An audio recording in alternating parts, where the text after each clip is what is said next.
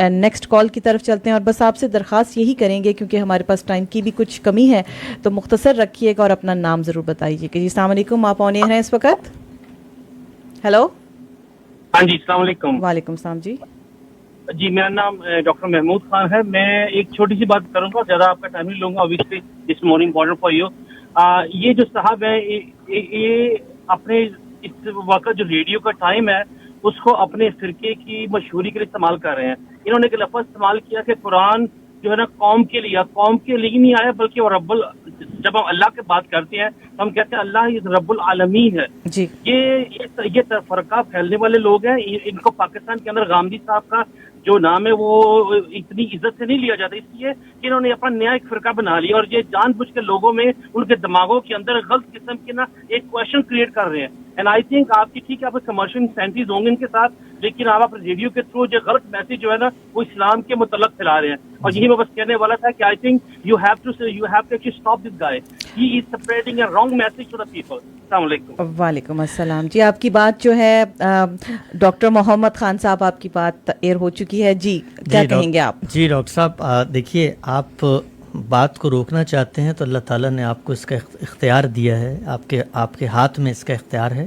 آپ چینل کو تبدیل کر لیں تو میری بات آپ تک پہنچنے سے رک جائے گی. جی لیکن انسانوں کی بات کو آپ دنیا تک پہنچانے سے کبھی زبردستی، غصہ کر کے، جبر کے زور پہ، یا کسی پر کوئی الزام لگا کر، کوئی تہمت لگا کر، کسی کو یہ کہہ کر کہ آپ کے کمرشل انٹرسٹ ہے، یا کسی کو یہ کہہ کر کہ آپ تفرقہ کر رہے ہیں، انسانوں کی بات کو کبھی نہیں روکا جا سکتا میرے عزیزم. یہ اس دور میں نہیں روکا جا سکا جس دور میں حق بات کہنے والوں کی بات تو رہتی تھی، سر نہیں رہتا تھا.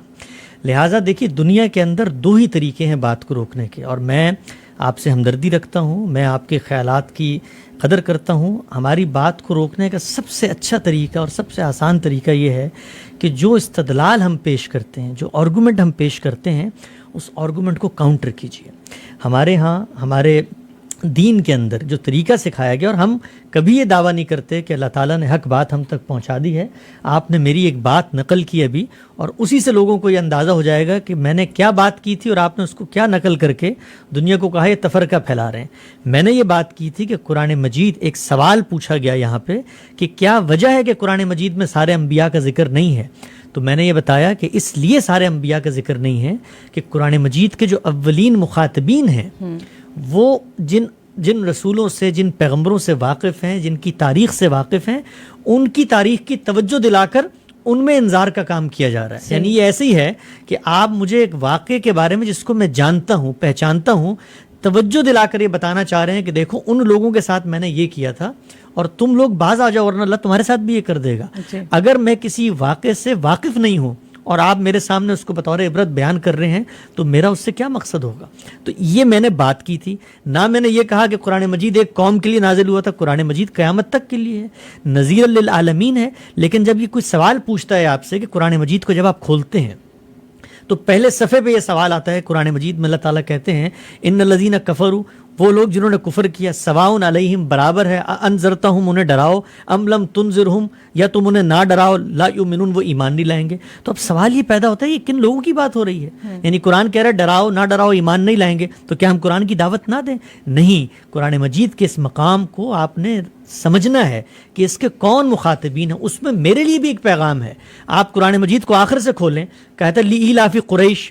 یہ قریش کو آج کے لوگ ہیں، یہ قریش کو مسیساگا کا قبیلہ ہے، یہ قریش کو دنیا کا ملک ہے. یہ کون ہے؟ یہ رسول اللہ صلی اللہ علیہ وسلم کے عہد کے لوگ ہیں. ان کے بارے میں کہا جا رہا ہے تبت یدا ابی لہب. جب لہب کہا جا رہا ہے یہ آج کا کوئی آدمی ہے؟ یہ ڈونلڈ ٹرمپ ہے؟ یہ کون آدمی ہے؟ تو قرآن مجید کو جس وقت آپ پڑھتے ہیں، قرآن کا ہر طالب علم یہ بات اچھی طرح جانتا ہے کہ قرآن مجید کیا ہے. رسول اللہ صلی اللہ علیہ وسلم کے اپنے مخاطبین سے کی گئی گفتگو کو اللہ تعالیٰ نے ثبت کر دیا ہے. آپ کی سرگزشت انذار ہے. آپ نے جو یاد دہانی کروائی، آپ نے انذار کروایا، انذار عام کروایا، اتمام حجت کی، ہجرت و برات ہوئی، جزا و سزا ہوئی، اس سب کی روداد ہے یہ اللہ کی کتاب. اور یہ قیامت تک کے لیے ہے.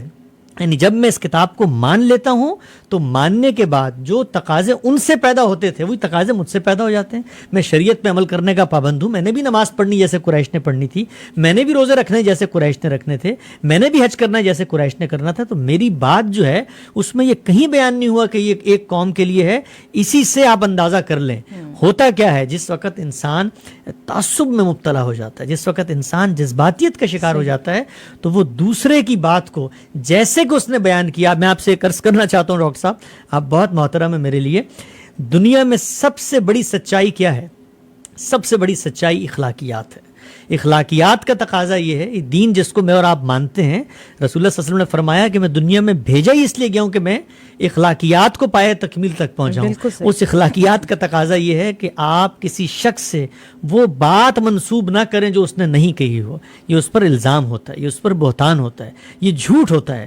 تو میرا دین جس کو آپ بھی مانتے ہیں میں بھی مانتا ہوں, وہ سب سے پہلے یہ دعوت دیتا ہے کہ جس نے جو بات کہی ہو وہ بات اس پر منسوب کریں.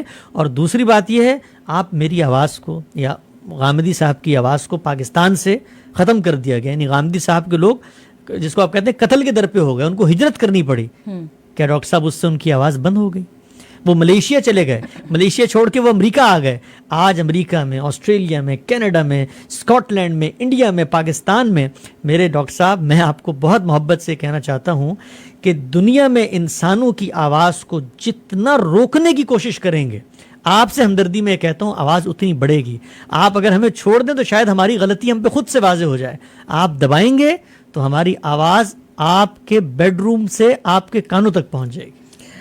جی بالکل, چلیں نیکسٹ کال کی طرف چلتے ہیں, لیکن